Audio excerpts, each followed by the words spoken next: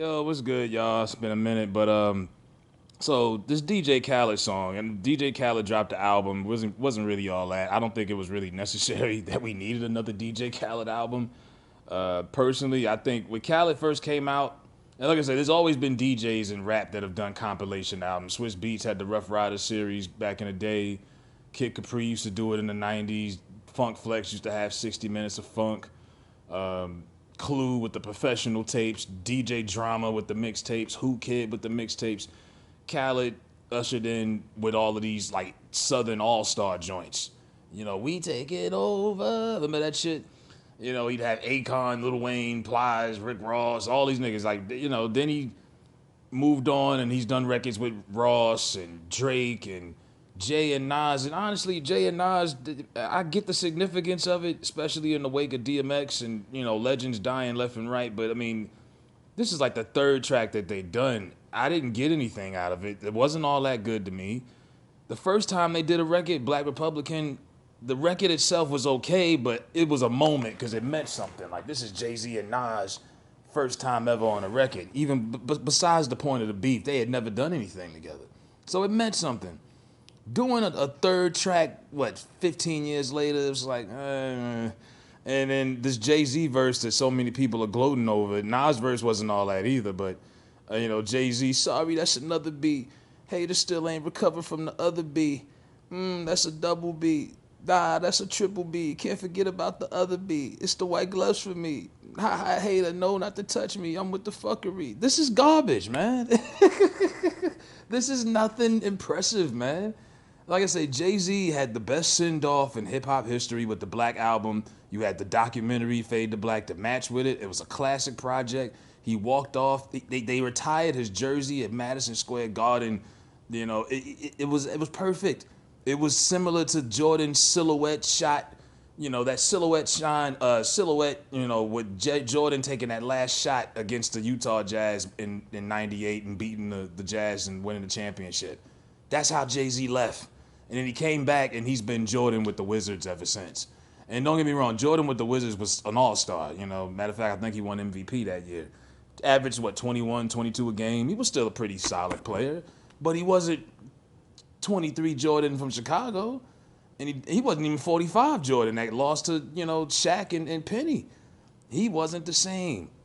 And I think a lot of people are overrating Jay-Z's verses because it's Jay-Z. And I think because hip-hop has been so watered down the last 15 years from a lyrical standpoint, when people hear something average that just makes sense, that's not mumble rap, mumble, young man mumble, they tend to overrate it.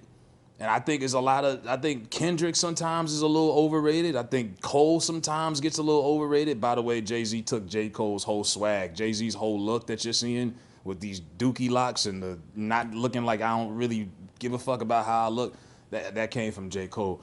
But, you know, a lot of things, yeah, just because someone's not mumbling and they're making sense, that doesn't mean they're saying some really crazy over the top, let me rewind that type shit.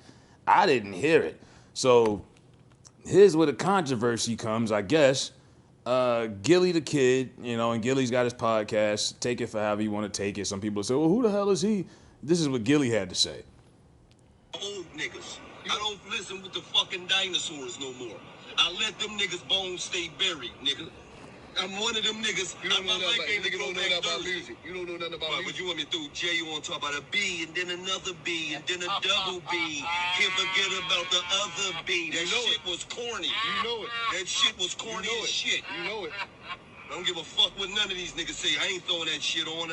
I got a B. I can't forget about Tootie, and then the other Tootie, and then another booty, and then the other Tootie. No, that shit was whack, nigga. Fuck it. I'm riding around with guns, that stickers on my guns, that's a city thing. Oh, wow. Fuck is you talking about? So that was Gilly. And then now my son, a.k.a. Mushmouth the General, a.k.a. Tamika Mallory's, you know, errand boy, he runs and he backs it up, and now he's calling out Gilliedakid for basically being honest about Jay-Z's verse. Even if you think it was dope, is this one of Jay's top 10 verses, top 10, top 15? No. This ain't even one of the best verses I've heard this year. Now listen to what my son. You can't hate on that verse, yo. Like, now, come on. You my guy. But for you to act like that verse is not lyrical mastery, all the shit that man did in that verse, I have never probably heard a nigga that comfortable on a verse that said that much shit. Lyrical mastery. Triple entendres, double entendres, bars. He gave you hard bars. Then he gave you braggadocio bars. And the delivery, the cadence, everything on that shit is lyrical mastery. That's what you call a verse, my nigga. You can teach a course with that verse. You can't say that verse is whack.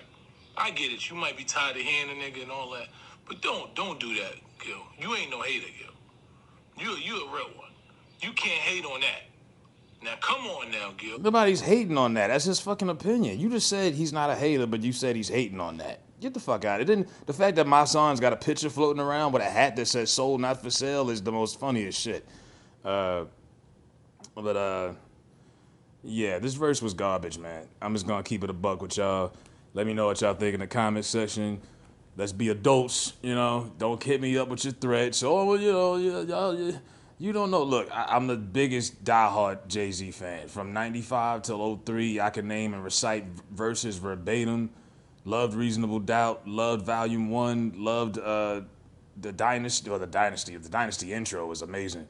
Loved Blueprint. I still got that whole album, all fucking 11, 12 tracks. I loved Blueprint, you know, but let's be honest, you know, just because Jay-Z is a legend doesn't mean we can't give him honest critique on when his music sucks or when the verse is bad. That verse wasn't anything good. And if I'm Khaled, I'm like, this is what we rolling with, Jay?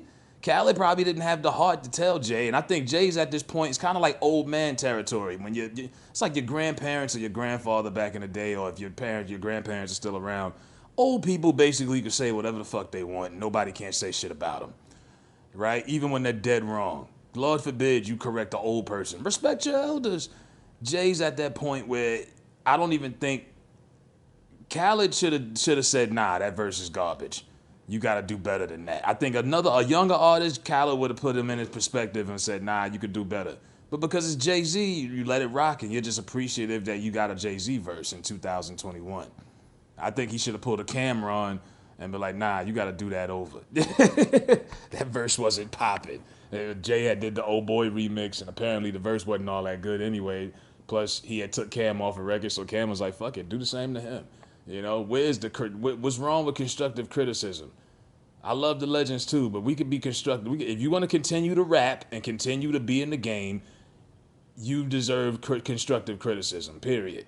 Jay-Z's 50 years old. He wants to continue to keep coming into the culture and making records. Okay, I'm going to continue to critique him, period. Let me know what y'all think, man. Hit that thumbs up button, like, share, subscribe. I'm out.